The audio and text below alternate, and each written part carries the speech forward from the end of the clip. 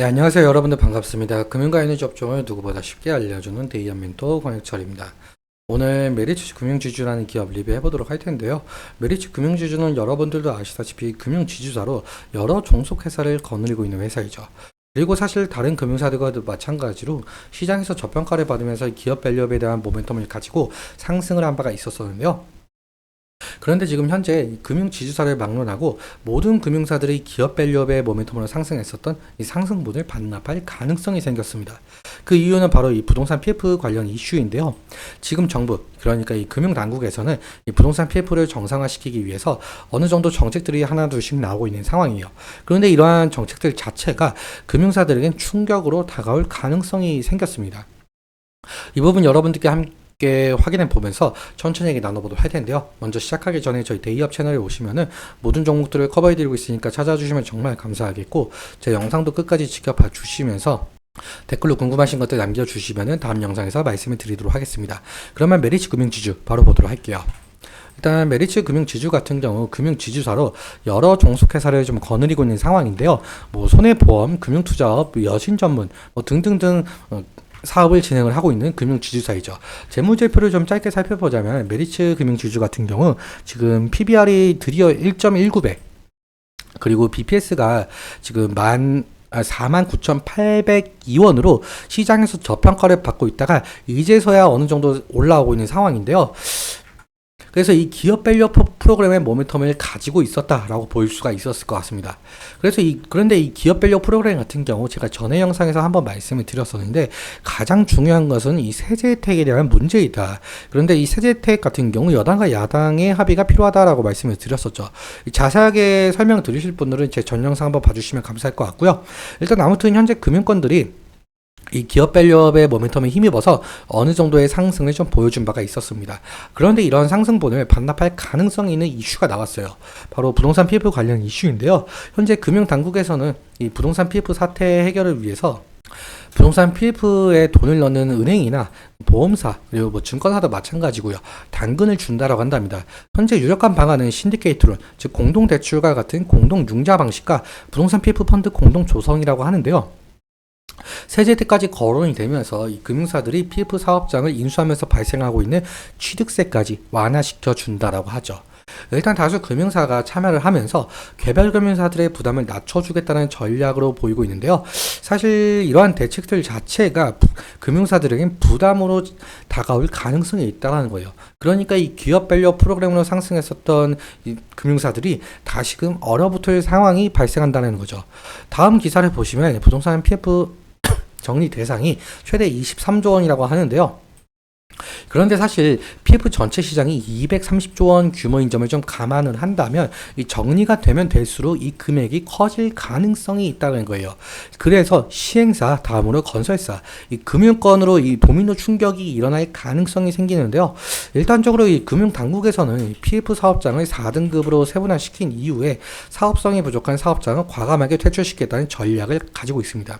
이 퇴출시키면서 회생이나 도산 절차를 진행을 하거나 법원의 경매, 공매 리스트를 꾸리겠다는 입장인데요. 경공매를 통해서도 이 부실 사업장이 정리가 되지 않는다면 부동산 PF 펀드나 이 신디케이트론을 동원을 한다라고 한답니다.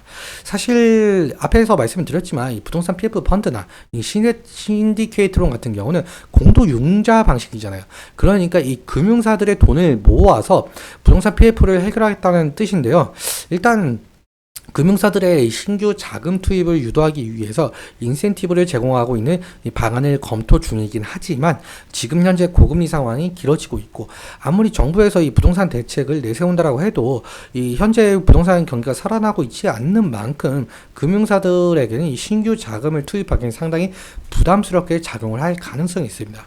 그런데 이 금융당국에서 신규 자금 투입을 독려, 그리고 강제한다면 규제산업인 금융사들은 어쩔 수 없이 자금이 투입이 되어야 될 것이고, 그렇다면 2분기를 넘어서 3분기, 4분기 올 한 해 동안 막대한 충당금이 발생하면서 실적에 영향을 줄 가능성이 상당히 높다라는 거예요.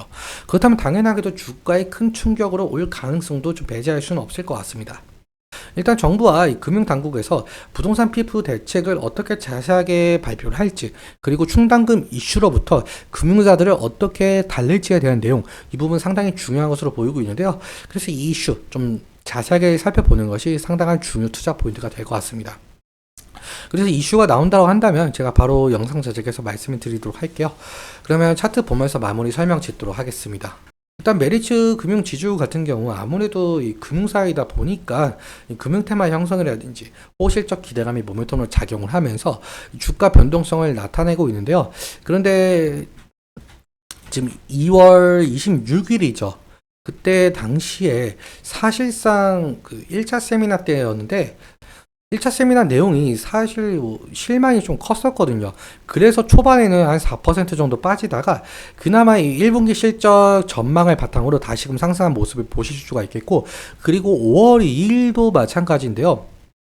여기 보시면 5월 2일도 2차 세미나 내용이 상당히 실망스럽습니다. 왜냐라고 한다면 이 세제대에 대한 내용이 빠져 있었거든요.